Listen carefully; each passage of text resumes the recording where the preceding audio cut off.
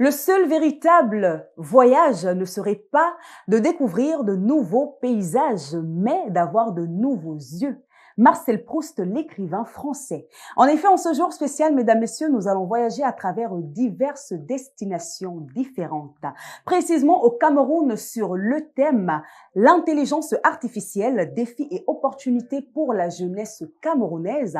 Puis nous allons faire un saut en Côte d'Ivoire sur le thème les jeunes et les médias. Et enfin, nous allons recevoir sur le plateau télévisé de l'émission Afrique Edu notre invité spécial du jour avec qui nous allons échanger autour du thème le patrimoine béninois culturel entre tradition et modernité. Et tout ça, c'est juste dans un instant après le générique, chers amis. Mesdames, Messieurs, rebonjour et bienvenue sur le plateau de l'émission Afrique Edu sur la chaîne télé École 100% dédiée à l'éducation. Aujourd'hui, nous serons du côté du Cameroun dans quelques instants avec notre invité Alexandre Abbé de nationalité camerounaise, étudiant en informatique option cybersécurité avec qui nous allons échanger autour du thème l'intelligence artificielle, défis et opportunités pour la jeunesse camerounaise. Dans quelques instants. Bonsoir mon cher Alexandre, comment tu vas? Oui, bonsoir Fontaine, je vais très bien. J'espère que toi aussi. Je vais bien, merci. Alors, vous êtes étudiant en informatique option cybersécurité. Qu'est-ce que cela implique comme étude? Bon, être étudiant en cybersécurité signifie apprendre à protéger les systèmes informatiques contre les cyberattaques. Cela implique des études des réseaux, des études des systèmes d'exploitation, du hacking éthique, du chiffrement, de la gestion des incidents et même du droit numérique. On apprend notamment à utiliser des outils tels que Wireshark, qui est un puissant analyseur des réseaux, des outils tels que Synod, qui est un IDS, c'est-à-dire un système de détection des intrusions qui va nous permettre de détecter des intrusions au sein d'un réseau. D'accord.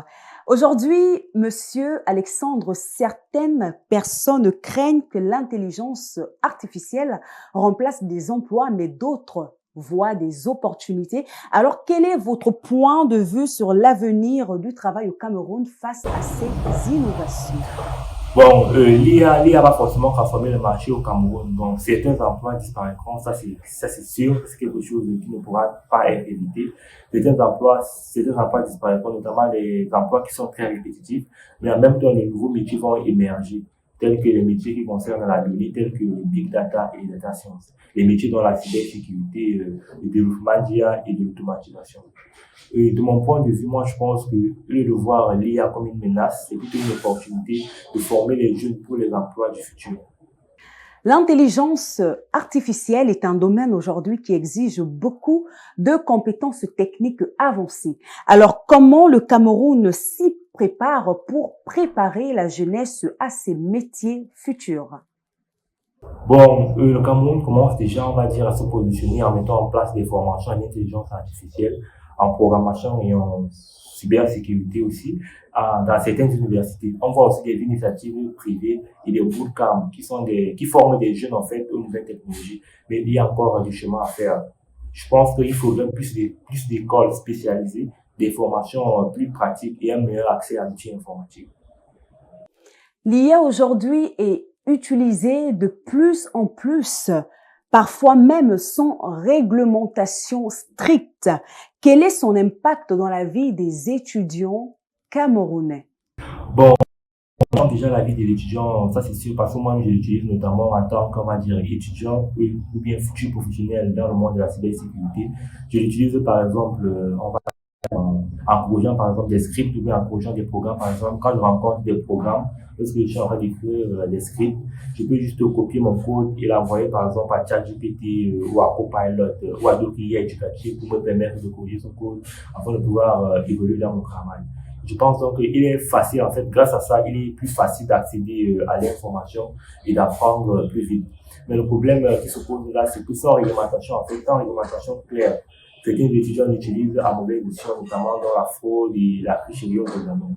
Cela peut nuire, en fait, cette mauvaise utilisation peut nuire à l'apprentissage. Il faut donc un cadre pour apprendre à utiliser ces outils de manière responsable. Que faire aujourd'hui pour s'assurer qu'elle soit et reste un outil au service du développement et non un danger pour la société camerounaise?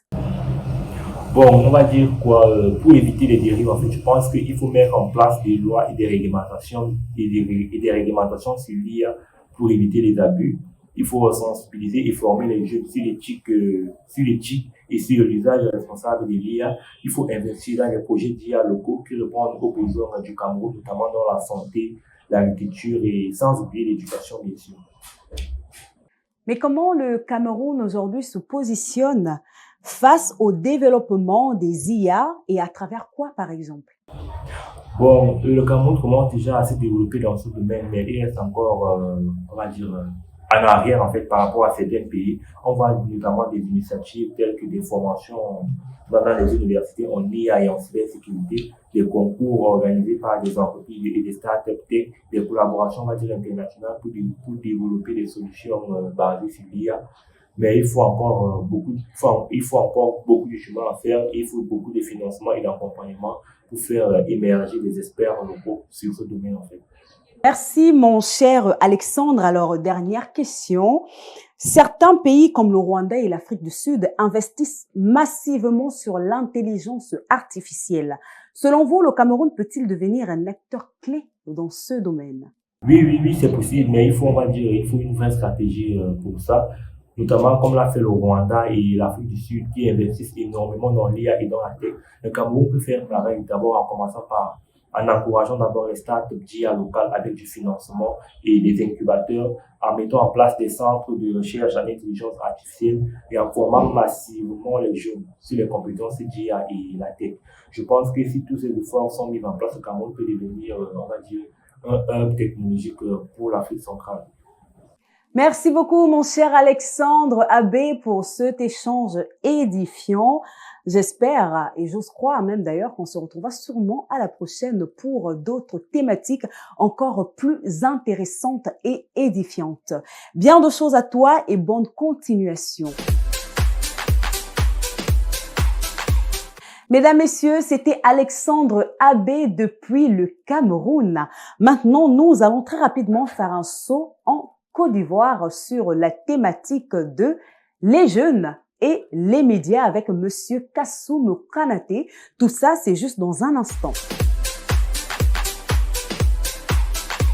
Chers amis, nous sommes bel et bien du côté de la Côte d'Ivoire maintenant avec notre invité, Monsieur Kassoum Kanaté, qui est présentateur du journal Télé Radio et Digital Manager au sein du groupe Al Bayan en Côte d'Ivoire. Bonsoir, Monsieur Kassoum. Bonjour, Fantasila. Alors, dites-nous, quels sont les différents domaines des médias et de la communication dans lesquels un jeune peut faire carrière aujourd'hui? Merci, Fanta, pour la question. Effectivement, aujourd'hui, les domaines, donc, les métiers des médias aujourd'hui sont en pleine évolution, mais on peut le dire, il y a des domaines classiques. Donc, parmi les domaines classiques, bien évidemment, il y a le journalisme. Voilà, le journalisme qui consiste donc à aller collecter, à traiter et à diffuser les informations à travers donc les différents médias, que ce soit la radio, la télévision et aujourd'hui de plus en plus surtout en ligne. Donc cela fait partie donc des nouveaux métiers. Il y a également la production audiovisuelle, voilà, où on peut vraiment se spécialiser, faire de la création de contenu en ligne. Donc c'est un prolongement donc de la production audiovisuelle, les créateurs de contenu de façon numérique. Pour un jeune qui souhaite devenir présentateur télé ou digital manager comme vous aujourd'hui, quelles sont les principales missions au quotidien? Alors, les principales missions au quotidien, c'est essentiellement de collecter, de traiter et de publier ou diffuser les informations à travers les canaux numériques, les canaux digitaux, et à savoir les réseaux sociaux, le site web, l'application. Donc, essentiellement, il faut avoir non seulement une formation, bien sûr, en journalisme, mais il faut également s'intéresser. Voilà, il faut s'intéresser au numérique, Voilà, comment comprendre l'évolution du numérique, comprendre l'esprit du numérique, comment le numérique fonctionne, car c'est un domaine, on peut le dire, qui embrasse, n'est-ce pas, les différentes disciplines. Il faut donc avoir vraiment des connaissances en community management, c'est-à-dire dans la gestion des communautés en ligne. Il faut avoir aussi des compétences en ce qui concerne la rédaction numérique et la production de contenu numérique, et également avoir aussi, pourquoi pas, des connaissances en codage. Et pour se lancer dans ces domaines aujourd'hui, quelles sont les recommandations, formations ou expériences les plus recommandées? Et surtout les compétences aussi, sans oublier. Oui, Fanta, je pense que c'est une très très belle question. En termes de compétences, il faut savoir déjà, il faut vraiment avoir l'amour, la passion. Moi, je considère que non seulement c'est un nouveau domaine, donc c'est vrai qu'il y a des écoles qui existent, notamment j'ai parlé du journalisme, l'école du journalisme, la communication visuelle, la communication tout court, mais il faut que le jeune soit passionné, n'est-ce pas, du numérique. Entre griffes, il faut être un geek, voilà, quelqu'un qui est vraiment présent sur les réseaux et qui a la soif d'apprendre. D'accord. Alors, comment les médias aujourd'hui ont-ils évolué avec l'essor du numérique et quels sont les nouveaux métiers qui ont émergé? En ce qui concerne au monde l'évolution des médias, en tout cas, les médias classiques essaient de s'adapter au monde du numérique, on peut le dire, que ce soit la presse écrite, que ce soit la radio, que ce soit la télévision. De plus en plus, on parle de podcast. Donc, le podcast qui est la radio en ligne, la radio numérique. Également, on parle de journalistes web. Donc, l'écriture, n'est-ce pas, web, voilà. Et également, on parle de plus en plus de VOD, voilà, de la vidéo à la demande, en ce qui concerne la télévision.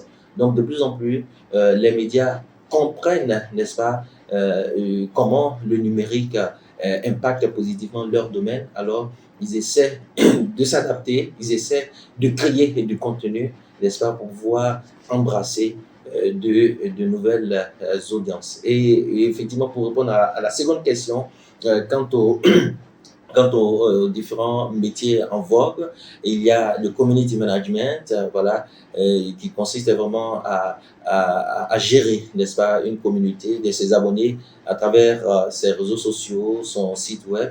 Il y a l'écriture web, le journaliste web.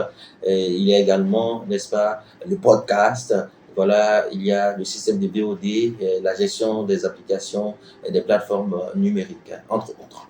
Toutes ces choses-là, comment les jeunes aujourd'hui, ils peuvent se démarquer et réussir dans ce domaine en pleine mutation? Oui, Fanta, pour réussir dans ce domaine, je dirais surtout qu'il faut être passionné. Oui, il faut être passionné, il faut avoir la soif d'apprendre, il faut avoir la soif d'apprendre, ne pas cesser d'apprendre, parce que c'est un monde qui évolue à une vitesse vertigineuse. Donc, avoir la soif d'apprendre, non seulement aller à l'école, mais l'école ne suffit pas. Voilà, l'école ne suffit pas. Il faut engranger aussi de l'expérience auprès, n'est-ce pas, des aînés, des dévanciers. Voilà, être curieux, participer aux séminaires, participer aux colloques, participer aux différentes rencontres nationales comme internationales. Voilà, afin de se frotter, n'est-ce pas, afin surtout d'apprendre des autres. Et ce partage d'expérience-là permet de non seulement sortir de sa zone de confort, mais aussi nous met à jour. OK. Je rappelle, Monsieur Kassoum, que vous êtes digital manager au sein du groupe Al Bayan. Voilà. Aujourd'hui, la chaîne Al Bayan est suivie par de nombreux téléspectateurs et internautes.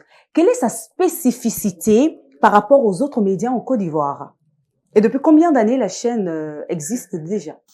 Merci Fanta pour la question. Effectivement, le groupe média Al Bayan existe depuis 2001, en commençant bien sûr par la radio qui émet depuis 2001 et la télévision qui est venue soutenir, n'est-ce pas, les efforts de la radio depuis 2020. Donc, c'est un groupe de médias composé d'une chaîne de radio, d'une chaîne de télévision, et nous essayons, en ce qui nous concerne, de développer, n'est-ce pas, des plateformes numériques afin donc d'embrasser, n'est-ce pas, de nouvelles audiences, voilà, notamment les jeunes. Mais dans quel objectif la chaîne a été créée et surtout, quel est le message caché derrière cette création? Était-ce pour répondre à un défi ou quelque chose d'autre? Effectivement, la création d'Al-Bayan, il faut savoir qu'Al-Bayan est une chaîne confessionnelle musulmane. C'est une chaîne qui appartient à la communauté, c'est une chaîne communautaire qui appartient à la communauté musulmane de Côte d'Ivoire. Et le message, c'est de promouvoir les valeurs universelles de l'islam. Et c'était un grand défi pour la Côte d'Ivoire, d'autant plus que c'est un pays laïque où la liberté religieuse est une réalité. Et chaque religion a sa liberté, mais une liberté qui doit respecter aussi, n'est-ce pas, celle des autres. Et donc, les pères fondateurs du groupe Média Al-Bayan avaient cette ambition-là de proposer des contenus, des programmes qui permettent d'éclairer, n'est-ce pas, les uns et les autres, non seulement les musulmans, mais aussi au-delà, pour pouvoir faire passer le message, pour pouvoir montrer le vrai visage de l'islam. Justement, en parlant de l'impact de la chaîne, Monsieur Kassoum, est-ce que vous êtes satisfait du résultat que vous obtenez aujourd'hui quand on parle de notoriété, de visibilité et surtout des effets que vos différents programmes diffusés ont sur vos différentes cibles? C'est une très belle question, Fantasila. Effectivement, le groupe Média Al-Bayan, composé, je le disais, d'une chaîne de radio et d'une chaîne de télévision. Il faut savoir, en Côte d'Ivoire, la radio, c'est la radio la plus écoutée en Côte d'Ivoire, Al-Bayan, depuis 2013. Donc, chaque année, des études de sondage montrent que Al-Bayan est la radio la plus écoutée. Et depuis donc sa création aussi, la télévision en 2020, la télévision fait également son petit bonhomme de chemin. Et dans l'ensemble, on peut dire que l'objectif est atteint. Néanmoins, il y a beaucoup de défis à relever parce que nous sommes dans un paysage médiatique fortement concurrentiel. Donc, il ne faut pas oublier la concurrence. Et voilà, et jeter un coup d'œil sur la concurrence afin donc de toujours se démarquer à travers des programmes innovants. Merci beaucoup, Monsieur Kassoum. Alors, pour terminer, quel message, mot d'encouragement de fin pouvez-vous donner aux jeunes, bien sûr, qui sont déjà très actifs dans le domaine des médias, de la communication, notamment du journalisme, un peu comme vous, ou qui envisagent de se lancer dans les années futures peut-être? Quel est votre message d'encouragement? Le message aux jeunes, c'est surtout d'apprendre, n'est-ce pas, d'aller à l'école. Après, bien sûr, les études, essayer de se frotter, n'est-ce pas, aux dévanciers, parce que notre métier est un métier de compagnonnage, voilà, pour avoir de l'expérience auprès, n'est-ce pas, des devanciers, des aînés. Également, à côté de cela, il faut être un travailleur acharné, avoir de la passion, de l'amour pour ce métier-là, afin donc de pouvoir tirer son épingle du jeu. Merci beaucoup à vous, Monsieur Kassoum Konaté. C'est la fin de cet échange. Merci pour vos réponses pertinentes et édifiantes. Et j'espère qu'on pourra se retrouver la prochaine fois pour partager d'autres thématiques importantes et intéressantes. Merci beaucoup, Fanta Silla. Alors, je dirais, pour terminer, en tout cas, aux jeunes qui nous suivent, beaucoup de courage, surtout, voilà, de nous suivre sur les réseaux sociaux, de suivre nos actualités, et nous essayons de leur donner, en tout cas, des rudiments, voilà, des rudiments, afin donc de pouvoir tirer leur épingle du jeu et surtout de pouvoir embrasser plus tard ce métier, un métier qui est passionnant. Merci beaucoup, mesdames, messieurs, chers téléspectateurs. C'était Monsieur Kassoum depuis la Côte d'Ivoire. Pour aujourd'hui, c'est fini avec les voyages. Alors, chers amis, dans quelques instants, nous allons nous retrouver sur le plateau de l'émission Afrique Edu avec notre invité spécial du jour avec qui nous allons échanger autour de la thématique le patrimoine culturel béninois entre tradition et modernité. Et tout cela, c'est juste dans un instant. Restez connectés. Chers invités, nous sommes bel et bien de retour sur le plateau de l'émission Afrique Edu avec notre invité spécial. Bonsoir monsieur. Bonsoir madame. J'espère que vous allez bien. Super bien. Merci d'avoir accepté l'invitation dans l'émission Afrique Edu. En tout cas, je me vois très honoré de pouvoir répondre à cette invitation et je suis très content d'être sur votre plateau Afrique Edu. D'accord. Alors, vous êtes appelé à l'état civil monsieur Zouan Amédée. Exactement. Vous êtes conseiller commercial à Intelsia et actuel président de l'association des étudiants stagiaires béninois au Sénégal. Bien sûr. Alors, comment ça se passe au sein de l'association? Je dirais que on vient de commencer pour cette nouvelle année et j'ai été élu il y a pas très longtemps. Donc, nous sommes en train de mettre en place les différents projets pour pouvoir accompagner les étudiants et stagiaires du béninois qui résident au Sénégal. D'accord. Très bien. Alors aujourd'hui, nous sommes bel et bien ici pour échanger autour de la thématique le patrimoine culturel béninois entre tradition et modernité. Quels sont les éléments les plus emblématiques du patrimoine culturel béninois et comment sont-ils préservés aujourd'hui? Alors déjà, merci pour cette question. Je réitère toujours ma reconnaissance pour déjà le flambeau béninois que je représente ici au Sénégal. Et comme vous l'avez su bien dit, je suis l'actuel président de l'amicale des étudiants stagiaires du Sénégal. Alors, en ce qui concerne le patrimoine béninois, aujourd'hui, vous n'êtes pas sans savoir que quand on parle du Bénin, tout le monde a l'impression de voir le vaudou. Et aujourd'hui, justement, en parlant de vaudou, on va revenir. Oui, ça fait partie aussi de notre patrimoine culturel. Et en ce qui concerne aujourd'hui le Bénin, le président, notre président actuel, il a fait un grand effort en ce qui concerne la culture béninoise. Et aujourd'hui, une fois que vous êtes au Bénin, vous allez découvrir beaucoup de lieux, à savoir aujourd'hui la place de l'Amazone à Cotonou, qui est aujourd'hui comme la Tour Eiffel à Paris. Et l'Amazone, quand on parle d'Amazone, on parle du Bénin, on parle des vaillantes dames qui se sont battues lors des combats avec le roi Béanzin et beaucoup d'autres dignitaires béninois. D'accord. C'est très, très bien. Mais tout à l'heure, vous avez évoqué le vaudou. Maintenant, moi, j'ai envie de vous poser la question que presque tout le monde se pose. Le vaudou au Bénin est très souvent mal compris. Alors, qu'est-ce que c'est réellement et quel est son rôle dans la spiritualité et la vie quotidienne des Béninois? Je dirais aujourd'hui que, en réalité, le vaudou, c'est une réalité béninoise. Déjà, pour commencer. Et pour répondre définitivement à cette question, aujourd'hui, je crois que je vais donner un exemple très simple. Le vaudou, c'est quoi? C'est comme un couteau. D'accord. Un couteau, il y a une partie qui a la lame et une partie qui n'a pas la lame.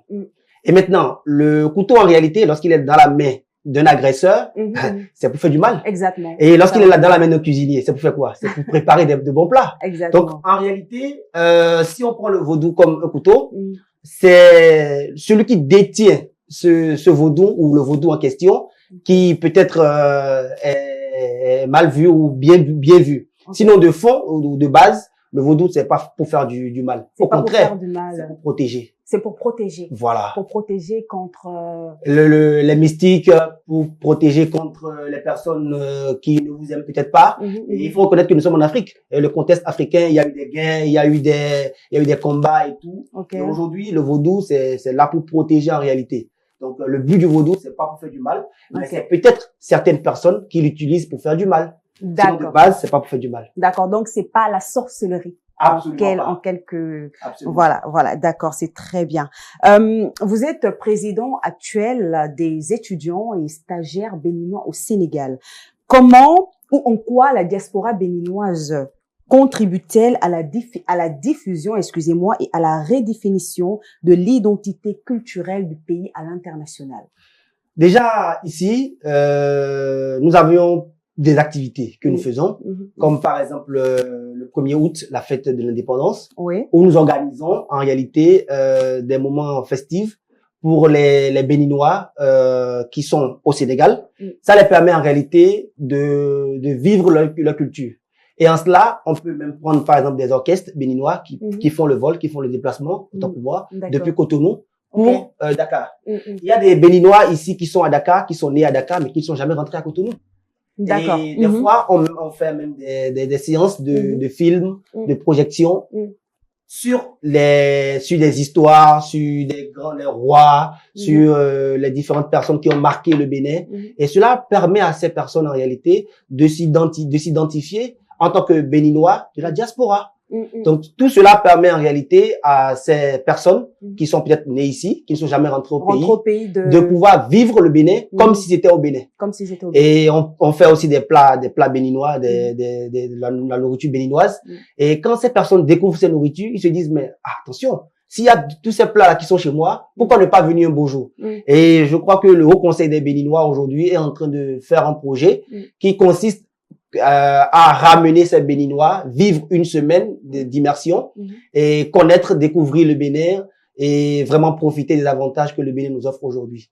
Surtout que le Bénin aujourd'hui est un petit pays avec actuellement notre actuel président qui fait un grand travail sur déjà les routes, sur les aménagements et tout. Donc le Bénin aujourd'hui, je crois que c'est Las Vegas de demain.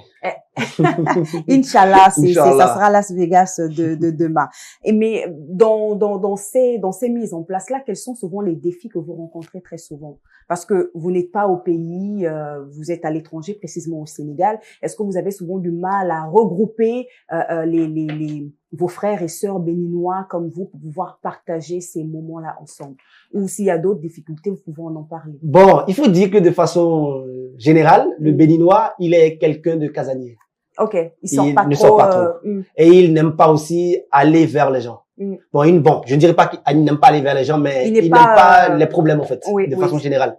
Et si vous pouvez même le remarquer, si dans les maisons ici, les appartements et autres, les propriétaires même préfèrent avoir des étudiants béninois. Pourquoi? Parce qu'ils sont très calmes. Ils viennent pour étudier, donc ils sont là que pour étudier. Maintenant, aujourd'hui, nous sommes en train de changer un peu la mentalité, de faire comprendre aux parents que éventuellement les Béninois, lorsqu'ils viennent à l'étranger, certes, c'est pour venir d'abord étudier, mais il serait toujours bien de pouvoir aussi s'épanouir déjà sur le plan sur les activités et autres, et de découvrir aussi le Sénégal, c'est-à-dire les Béninois du Sénégal autrement. Donc c'est peut-être le challenge que nous avons, et je crois qu'aujourd'hui nous sommes en train de relever ce challenge-là, parce que lorsque nous faisons les activités auparavant, on n'avait pas peut-être beaucoup de monde, mais je crois que la communication est en train de faire son effet. Et à petits coups, nous sommes en train de voir dans les activités béninoises, des Béninois venir avec leurs enfants, leurs familles et tout. Donc moi, je crois que c'est déjà un point positif par rapport au challenge que nous rencontrons par rapport à ces Béninois-là. D'accord. Le Bénin aujourd'hui est vraiment reconnu pour sa diversité culturelle. Par exemple, avec des fêtes comme le Vodun Day, on l'a vu même récemment là, je pense que c'était il y a 2 mois, un mois de cela. En janvier. Voilà, en janvier, voilà, qui a été organisé par le ministre de la Culture. Voilà, de la Culture. Vous avez eu vraiment beaucoup de touristes, etc. Quel rôle ces festivités peuvent jouer dans la promotion patrimoine béninois? Et quel est son impact surtout sur l'économie du pays? D'accord. Je vais rebondir sur cette question en disant que déjà, moi-même particulièrement, chaque année, je rentre. Ok, chaque année, vous faites... Je fais l'aller-retour juste pour assister à cette festivité-là. Vous imaginez que on prend 3-4 jours pour fêter juste le vaudou. Ça veut dire que c'est vraiment important. C'est ça a de l'importance pour nous en tant que Béninois. Et aujourd'hui, ce festival fait que, en réalité, par exemple, il y a des Béninois qui sont partis à l'étranger depuis bientôt 30 ans, 50 ans, qui sont pas encore retournés au pays. Oui, ça c'est vrai. Et aujourd'hui, quand on parle de festival, ça les donne un clic. Et ils disent, bon, chaque année, je dois rentrer. Et personnellement, moi de mon côté, c'est ce que je fais maintenant. Et chaque année, je rentre pour vivre les réalités, pour vivre la communion béninoise. Et cela, c'est très bien, déjà sur le plan économique. Pourquoi? Parce que, imaginez que, par exemple, 500 personnes, 1000 personnes, 2000 personnes viennent au Bénin. Déjà sur le plan financier, c'est déjà bon. pour les hôtels. Oui. C'est très bien C'est encore. très rentable. Et ça fait une économie, ça fait que l'économie devient dynamique. Mm, Et ça fait aussi découvrir le Bénin sur un autre angle. Je crois que la dernière fois quand j'étais rentré, j'ai posté cela sur les réseaux sociaux. J'ai eu des amis sénégalais, des amis guinéens, des amis camerounais qui m'ont écrit et m'ont dit bon, l'année prochaine, je vais aussi venir pour assister à ce festival. Et je crois que c'est une très belle initiative que aujourd'hui le gouvernement a mis en place et je crois que ça va se perpétuer. Et ça sera toujours un avantage pour nous les Béninois qui sommes à l'étranger. Parce que nous pouvons parler maintenant de notre culture et en être fiers. Exactement. En être fiers. Et je pense que ça fait aussi une bonne promotion du pays. Mais quand on parle des pratiques faites au Bénin, tout le monde fait toujours allusion au vaudou. Oui. Voilà. Est-ce qu'il y a d'autres pratiques similaires à ça? Bon, je dirais que le vaudou, il n'y a pas vraiment autre pratique, hein, parce que le vaudou, déjà de base, c'est quelque chose, bon, c'est une pratique que nous avons depuis nos ancêtres. Et pour la petite histoire, si vous avez la chance une fois d'aller au Bénin, vous pouvez aller demander d'après le temple des Pitons. Okay. C'est un temple où, en réalité, les Pitons, c'est le vaudou, en fait, c'est le vaudou, le Piton représente, le gardien, c'est le gardien de la ville. Et ces pitons-là sont là pour protéger les populations, c'est-à-dire les Béninois, contre les assaillants, les gens qui veulent venir prendre leur terre et tout. Et cette tradition est restée jusqu'à présent. Et aujourd'hui, vous pouvez même mettre ce piton-là au cou sans qu'il ne vous fasse du mal. Du mal. Donc, il n'est pas dangereux absolument pas. Absolument pas. Si vous avez la chance, vous pouvez même taper sur Internet. Vous pouvez voir le temple des Pitons. C'est au Bénin. D'accord. Et en face de ce temple des Pitons, qui est bien sûr un truc culturel, il y a la cathédrale. Donc, c'est pour vous dire qu'au Bénin, nous n'avons pas de problème à peut-être allier, à associer notre culture et la culture moderne et la tradition. Donc, chez nous, c'est quelque chose qui passe de façon normale. C'est normal. Clairement. Donc, il n'y a pas de problème par rapport à cela. D'accord. C'est très bien.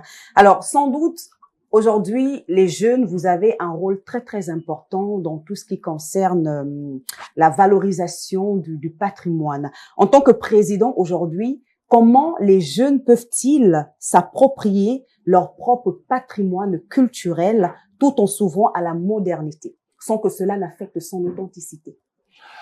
Bon, je dirais qu'aujourd'hui, les jeunes, ils s'intègrent déjà par rapport à la musique. Aujourd'hui, auparavant, si je me trompe pas, les artistes béninois n'arrivaient pas à vraiment chanter dans nos registres. C'est-à-dire dans notre langue, c'est le fond. Ils n'arrivaient pas à vraiment chanter. Mais aujourd'hui, il y a beaucoup de talents, beaucoup d'artistes qui aujourd'hui chantent dans les langues